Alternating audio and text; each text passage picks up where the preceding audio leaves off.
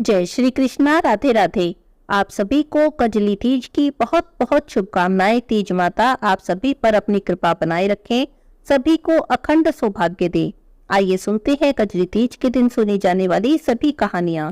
एक साहूकार था, उसके 7 बेटे थे। सातुड़ी तीज के दिन उसकी बड़ी बहू नीम के पेड़ की पूजा कर रही थी, तभी उसका पति मर जाता है। कुछ समय बाद उसके दूसरे बेटे की शादी होती है। उसकी बहू भी सातुड़ी तीज के दिन नीम के पेड़ की पूजा करती है, तभी उसका भी पति मर जाता है। इस तरह से साहूकार के 6 बेटे मर जाते हैं। फिर 7वें बेटे की शादी होती है और सातुड़ी तीज के दिन उसकी पत्नी अपनी सास से कहती है कि वह आज नीम के पेड़ की जगह उसकी टहनी तोड़कर उसकी पूजा करेगी। तब वह नीम की टहनी तोड़कर पूजा कर रही होती है तो साहूकार के सभी 6 बेटे अचानक से वापस आ जाते हैं, लेकिन वे किसी को नहीं दिखते। तब वह अपनी सभी जेठानियों को बुलाती है और कहती है कि नीम के पेड़ की पूजा करो और पिंडा को काटो। तब वे सब बोलती हैं कि वे पूजा कैसे कर सकती हैं, उनके पति तो यहाँ है ही नहीं। तब छोटी बहू उन्हें बताती है कि उन सबके पति जिंदा हैं। तब वे सारी बहुत प्रसन्न हो जाती हैं और नीम की टहनी की पूजा अपने पति के साथ मिलकर करती हैं। इसके बाद से सब जगह बात फैल जाती है कि सातुड़ी तीज पर नीम के पेड़ की नहीं बल्कि उसकी टहनी की पूजा करनी चाहिए। बोलिए तीज माता की जय हो। बहुत समय पहले की बात है। एक साहूकार था, उसके 7 बेटे थे। साहूकार के 7 बेटों की 7 पत्नियां थी। साहूकार का सबसे छोटा बेटा वैश्य के घर जाता था। उसकी पत्नी बहुत ही पतिव्रता थी और वो खुद उसे कंधे पर बैठाकर वैश्य के यहाँ लेकर जाती थी। वह बहुत गरीब थी, अपनी जेठानियों के घर का काम करके अपना गुजारा किया करती थी। वह अपने पति को कभी कुछ भी नहीं कहती थी। अपना पति धर्म बड़ा ही श्रद्धा से पालन करती थी। धार्मिक विचारों की थी, इसीलिए पूजा पाठ करती और व्रत करती। भादो महीने के कृष्ण पक्ष की तीज आई तो उसकी सभी जेठानियों ने तीज माता का व्रत रखा। व्रत करने के लिए, पूजा करने के लिए सत्तू भी बनाया। अब छोटी बहू तो बहुत गरीब थी, तो उसकी सास ने उसके लिए भी सत्तू का एक छोटा सा पिंड बना कर दिया। शाम को जब वह पूजा करके सत्तू पीसने लगी तो उसका पति कहने लगा कि पहले मुझे वैश्य के घर छोड़कर आओ, फिर अपना काम करना। उसने चुपचाप सत्तू का लड्डू वहीं पर रख दिया और अपने पति को हमेशा की तरह कंधे पर बैठाया और वैश्य के यहाँ छोड़ने चली। रोज तो जब वो अपने पति को वैश्य के घर छोड़ने जाती तो उसका पति उसके कंधे से उतरकर कह देता कि अब तुम घर जाओ, लेकिन उस दिन उसने कुछ भी नहीं कहा और अंदर चला गया। वह तो वहीं पर खड़ी रही और अपने पति के लौटने का इंतजार करने लगी। इतनी ही देर में जोर जोर से बारिश होने लगी। बरसाती नदी में पानी बहने लगा। थोड़ी देर बाद उसे नदी में से आवाज आने लगी, आवतारी जावतारी दोनों खोल के पी, पिया प्यारी होए। उसने आवाज सुनकर जब नदी की तरफ देखा तो दूध का दोना नदी में तैरता हुआ आ रहा था। उसने दोना उठाया, उसे पी लिया। पीकर उसके टुकड़े किए और चारों दिशाओं में फेंक दिए। संयोग से वैश्या खिड़की में से सब कुछ देख रही थी। उसने साहूकार के बेटे से पूछा कि तुम्हें जो यहाँ पर छोड़ने आई है वह तुम्हारी कौन है, क्या वो नौकरानी है? तो साहूकार का बेटा बोला कि नहीं, वो तो मेरी पत्नी है। तीज माता की कृपा से अब वैश्या का मन बदल गया था। इतना सुनकर उस वैश्या को बहुत दुख हुआ। उसने साहूकार के बेटे को समझाया कि वो वापस लौट जाए, क्योंकि आज तो तीज का त्योहार है और तुम्हारी पत्नी ने व्रत किया है, उसे पूजा करनी होगी। यह कहकर वैश्या ने साहूकार के बेटे से अब तक जितना भी धन लिया था, जितने भी गहने लिए थे, उसने वह सभी धन और गहने उसे दे दिए। जब वह उन सबको लेकर बाहर निकला तो देखा उसकी पत्नी बाहर ही खड़ी थी। तेज बारिश हो रही थी और उसकी पत्नी बहुत दुखी दिखाई दे रही थी। बाहर खड़ी उसकी पत्नी अपने मन ही मन में चिंता कर रही थी, अब मैं कैसे पूजा करूंगी? घर जाकर मुझे तीज माता की पूजा भी तो करनी है। तभी माता रानी की कृपा हुई और पानी में बहती हुई पूजा की सभी सामग्रियां और नीम की टहनी भी वहां पर आ गई। साहूकार के बेटे की बहू यह देखकर बहुत खुश हुई और पूरी विधि से उसने वहीं पर तीज माता की पूजा की, नीमड़ी माता की पूजा की। पूजा करके चंद्रमा को अर्घ्य दिया। जब वह चंद्रदेव को अर्घ्य दे रही थी तो उस जल के छींटे उसके पति पर भी गिर गए, क्योंकि वो भी बाहर ही खड़ा था। जल के छींटे उस पर गिरते ही वो तो बिल्कुल ठीक हो गया और अब वह अपने पैरों पर चलने लगा। यह देखकर वह बहुत खुश हुआ और अपनी पत्नी से अपने किए हुए बुरे व्यवहार की माफी मांगने लगा। उसे बिल्कुल सही सलामत अपने पैरों पर चलता हुआ देखकर उसकी पत्नी भी बहुत खुश हो गई और मन ही मन तीज माता का धन्यवाद करने लगी। हंसी खुशी दोनों पति पत्नी अपने घर लौट आए। दूसरे दिन वह काम करने नहीं गई, जेठानियों के यहाँ काम करने जाती थी, तभी उसका घर चलता था। अगले दिन जेठानी के यहाँ काम करने नहीं गई तो जेठानी ने अपने बच्चों को भेजा, जाकर अपनी काकी को बुला कर लाओ, पता नहीं क्या बात हो गई है, आज काम पर नहीं आई। अपनी माँ के कहे अनुसार जेठानी के बच्चे अपनी चाची को बुलाने गए और जाकर बोले कि चाची चलो, माँ बुला रही है, घर का सारा काम पड़ा है। तो कहने लगी कि हे बेटा, मुझ पर तो आज तीज माता की कृपा हुई है, अब मैं किसी के घर काम करने नहीं जाऊंगी। तीज माता की कृपा से मेरे घर में तो खूब अंधन हो गया है। तुम्हारी माँ से कहना कि अब काम करने के लिए किसी और नौकरानी को रख ले। तो बच्चों ने चाची के कहे अनुसार जाकर अपनी माँ को सारी बात बता दी और कहने लगे कि माँ, आज तो चाची बिल्कुल दुल्हन की जैसी लग रही है, नए कपड़े पहनकर बैठी है, चाचा भी घर पर ही है और दोनों बड़े खुश दिखाई दे रहे हैं और चाचा के तो पैर भी सही हो गए, अब तो वे अपने पैरों पर चल रहे हैं। जैसे ही ये बात साहूकार साहूकारनी ने सुनी कि उनका बेटा ठीक हो गया है तो वो तो बहुत खुश हुए, भागते भागते अपने छोटे बेटे बहू के यहाँ आए और छोटे बेटे बहू को खुश देखकर बहुत ही खुश हुए। साहूकारनी ने कजरी माता का, तीज माता का बहुत ही धन्यवाद किया, नीमड़ी माता का धन्यवाद किया और अपनी बहू को आशीर्वाद देती हुई कहने लगी, हे बेटी, ये तुम्हारी पूजा पाठ का और धर्म कर्म का, तुम्हारे श्रद्धा भाव का ही फल है कि तुम्हारा खोया हुआ सम्मान तीज माता ने आज तुम्हें वापस लौटा दिया। मैं ये देखकर बहुत ही खुश हूँ। तीज माता की कृपा से बहू के 9वें महीने एक सुंदर पुत्र पैदा हुआ। तीज माता की कृपा से साहूकार के बेटे की बहू खूब सुखी हो गई, धन संपन्न हो गई, उसके सभी दुख मिट गए। हे तीज माता, जैसे आपने साहूकार के बेटे और बहू के दुख मिटाए, ऐसे ही सभी के दुख दूर करना। तीज माता की कथा कहने सुनते सब पर अपनी कृपा बनाए रखना। बोलिए तीज माता की जय हो। बहुत समय पहले की बात है, एक छोटा सा गांव था। उस गांव में एक सेठ सेठानी रहते थे। उनके पास धन की कोई कमी नहीं थी। उनके घर में अन्न धन के भंडारे लगे पड़े थे। दोनों सेठ सेठानी बड़े धार्मिक प्रवृत्ति के थे। बहुत सारे व्रत करते, पूजा उपवास करते, सबकी मनोकामना पूरी करते। लेकिन उन्हें एक ही दुख था कि उनके कोई भी संतान नहीं थी। उन्होंने खूब यज्ञ हवन करवाए, खूब दान पुण्य किए, खूब देवी देवता मनाए, लेकिन उन्हें संतान की प्राप्ति नहीं हुई। एक दिन की बात है, सेठानी किसी काम से पड़ोसन के घर गई तो देखा पड़ोसन कुछ औरतों के साथ बैठी है और कुछ पूजा कर रही है, कथा कहानियां सुन रही है।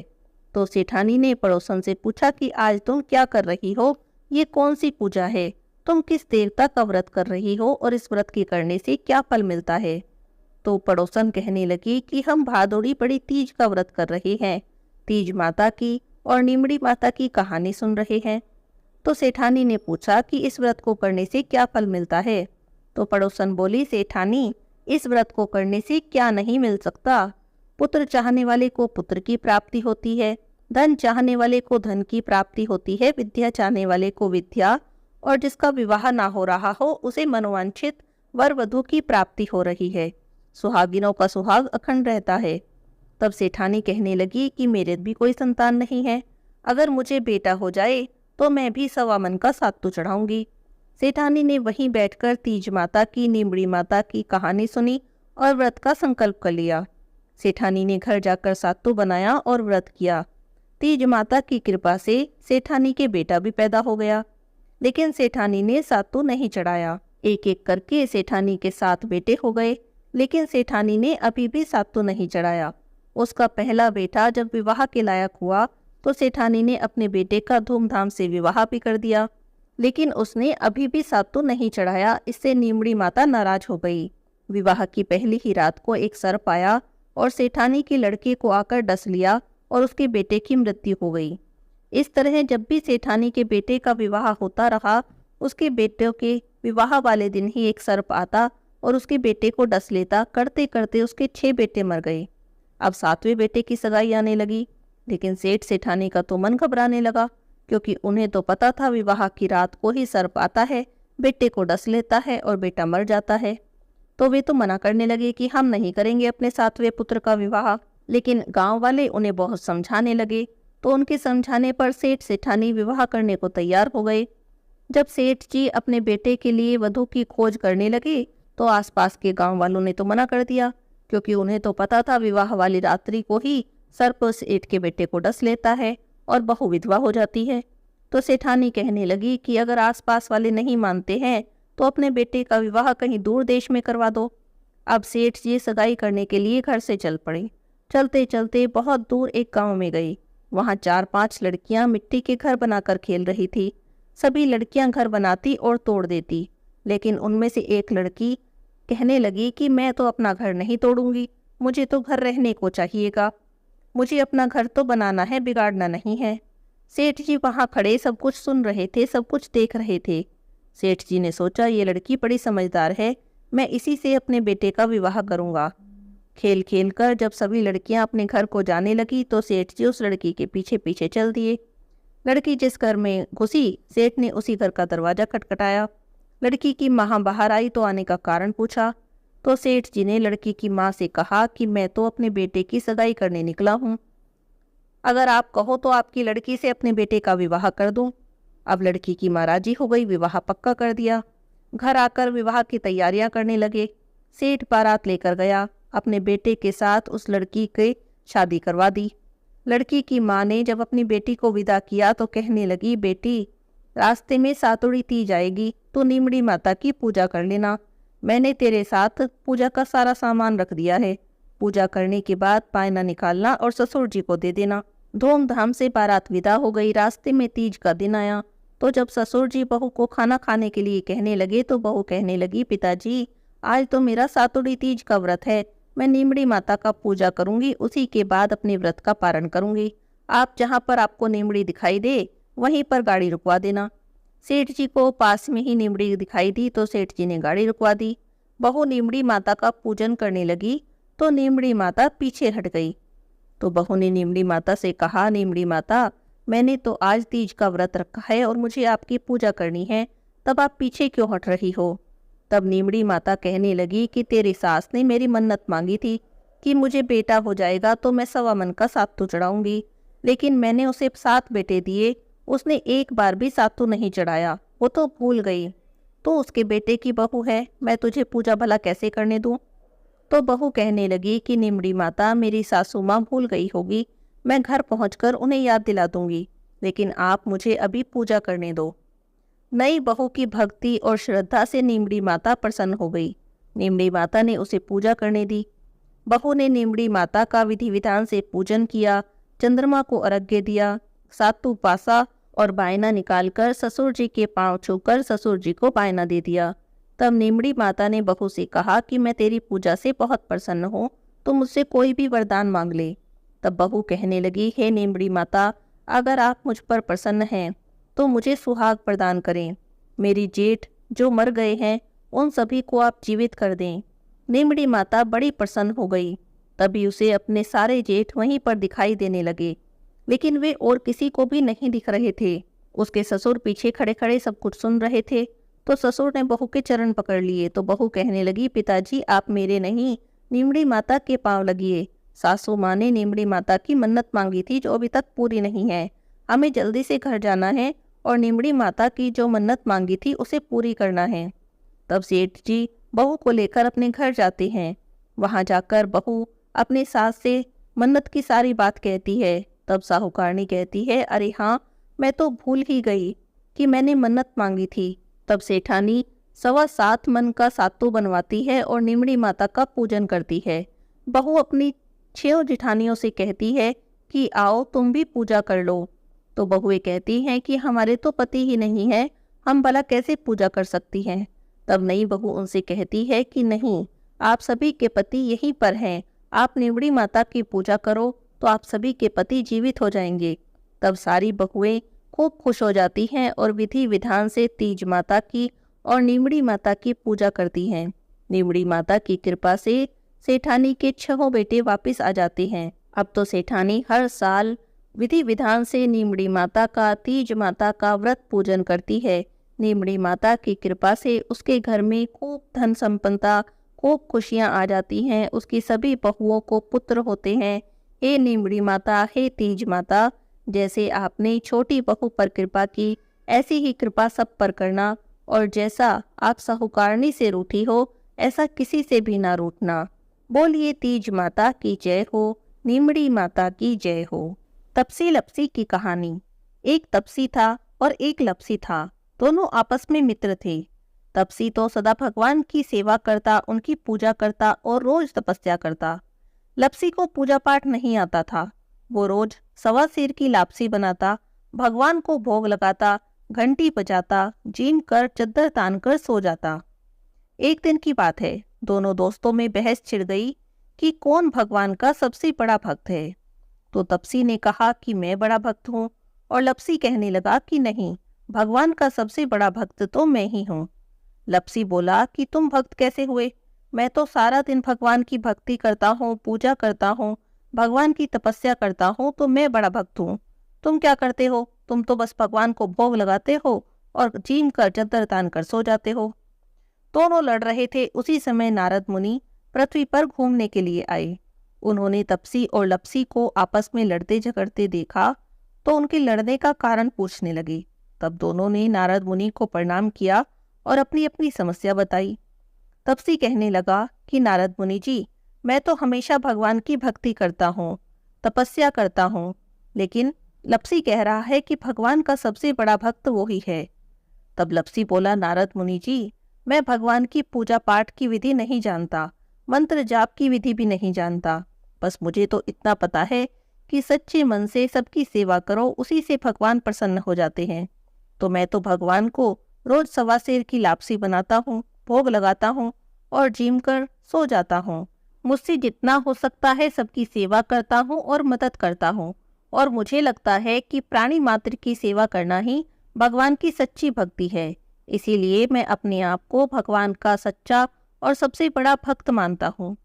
तपसी और लपसी की बातें सुनकर नारद मुनि कुछ देर के लिए सोच में पड़ गए। फिर कुछ देर बाद कहने लगे कि तुम दोनों आपस में मत लड़ो। तुम दोनों में से कौन भगवान का सबसे बड़ा भक्त है, यह बात मैं सिद्ध कर दूंगा, लेकिन इस बात का फैसला मैं कल करूंगा। दोनों को नारद मुनि की बातों पर विश्वास था, इसीलिए दोनों प्रसन्न मन से अपने अपने घर चले गए। अगले दिन जब तपसी सुबह सुबह नदी पर स्नान करने के लिए जाने लगा तो नारद मुनि ने उसके रास्ते में 1.25 करोड़ की एक अंगूठी रख दी।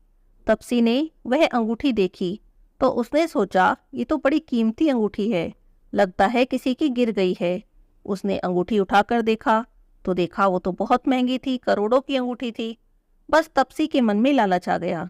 उसने सोचा कि इस अंगूठी को बेचकर मुझे बहुत सारे पैसे मिलेंगे, उससे मैं बहुत बड़े बड़े यज्ञ करूंगा, मंदिर बनवाऊंगा और भगवान की खूब भक्ति करूंगा और अपने आप को भगवान का सबसे बड़ा भक्त सिद्ध कर दूंगा। बस इसी लालच के कारण उसने वह अंगूठी अपने ही पास रख ली, और जब नहा धोकर तपस्या करने बैठा तो पैर के नीचे अंगूठी दबाकर बैठ गया। उधर लपसी ने रोज की तरह 1.25 सेर की लापसी बनाई और वह भगवान को भोग लगाने के लिए जाने लगा। तब नारद मुनि ने उसके रास्ते में भी बिल्कुल वैसे ही 1.25 करोड़ की एक अंगूठी रख दी। लपसी ने भी अंगूठी को देखा, उठाकर सोचने लगा, अरे ये तो बड़ी कीमती अंगूठी है, लगता है किसी की गिर गई। जिसकी गिरी है उसे कितना दुख हो रहा होगा। उसने अंगूठी उठाई और भगवान के मंदिर में चला गया। मंदिर में जाकर उसने भगवान को लापसी का भोग लगाया और उसके बाद वह अंगूठी भगवान के ही चरणों में रख दी। उसने सोचा कि जिसकी भी अंगूठी गिरी होगी वो भगवान से प्रार्थना करने के लिए मंदिर में तो जरूर आएगा, तो उसे अपनी अंगूठी यहीं पर मिल जाएगी। और ऐसा करने के बाद भगवान को भोग लगाकर लापसी जीम कर वो तो चद्दर तान कर सो गया। शाम हुई तो तपसी लपसी फिर से मिले। तभी वहां पर नारद जी आ गए तो दोनों नारद जी से पूछने लगे, कहिए नारद जी, हम दोनों में से भगवान का सबसे बड़ा भक्त कौन है? तब नारद जी बोले कि तुम दोनों में से सबसे बड़ा भगवान का भक्त तो लपसी है। तो तपसी तो चिढ़ गया, बोला, नारद जी आप ऐसा किस आधार पर कह रहे हैं? तब नारद जी ने कहा कि सुबह मैंने तुम दोनों के रास्ते में करोड़ों करोड़ों की अंगूठी रखी थी, तब नारद जी ने कहा कि तुमने लालच किया, तुमने वह अंगूठी उठाकर रख ली, इसी कारण तुम्हारी तपस्या भंग हो गई है। और लप्सी ने लालच नहीं किया, उसने वह अंगूठी भगवान के चरणों में चढ़ा दी, इस विचार के साथ कि जिसकी अंगूठी होगी वह यहाँ से उठाकर ले जाएगा। इसी कारण लप्सी ही भगवान का सबसे बड़ा भक्त है। अब तो तपसी को अपनी भूल पर बहुत पछतावा हुआ। वो तो नारद जी के पैरों में गिर गया और जोर जोर से रोने लगा और कहने लगा, हे भगवान, मुझ पर दया करो, मुझसे गलती हो गई। अब आप बताओ मेरी तपस्या का फल मुझे कैसे मिलेगा। तब नारद जी को उस पर दया आ गई और वो कहने लगे कि जो सारी कहानी कहकर तेरी कहानी नहीं कहेगा, उसकी तपस्या का सारा फल तुझे मिल जाएगा। जो ब्राह्मण जिमाकर दक्षिणा नहीं देगा, जो साड़ी ब्लाउज देकर दक्षिणा नहीं देगा, तो उसकी तपस्या का, उसके पूजा पाठ का सारा फल तुझे मिल जाएगा। जो अपने घर में गाय कुत्ते की रोटी नहीं बनाएगा, तो उसके पूजा पाठ का सारा फल तुझे मिल जाएगा। दीपक जलाकर हाथ नहीं जोड़ेगा, दीपक से दीपक जलाएगा, तो उसकी तपस्या का सारा फल तुझे मिल जाएगा। और इतना कहकर नारद जी वहां से अंतर्ध्यान हो गए। इसीलिए हर कथा कहानी के साथ तपसी लपसी की कहानी कही जाती है, वरना किसी भी कथा कहानी का फल नहीं मिलता। बोलिए तपसी लपसी की जय हो। आड़ी बाड़ी सोना की बाड़ी, जी में बैठी कान कुमारी। कान कुमारी कई कई मांगे, 36 करोड़ की देवता मांगे। बाड़ी जिमाए कई कई होवे, अन्न होवे धन होवे, लाज होवे लक्ष्मी होवे। बिछड़िया ना मेल होवे, निपुती ने पुत्र होवे। सासू को पुरसन बहू को जिम्मन, उठ भाई तपसी जिम भाई लपसी। भाई को थान भाभी को मान, थाने थारी वार्तों को फल, और माने मिले मारे बरत को फल। बोलिए आड़ी बाड़ी की जय हो।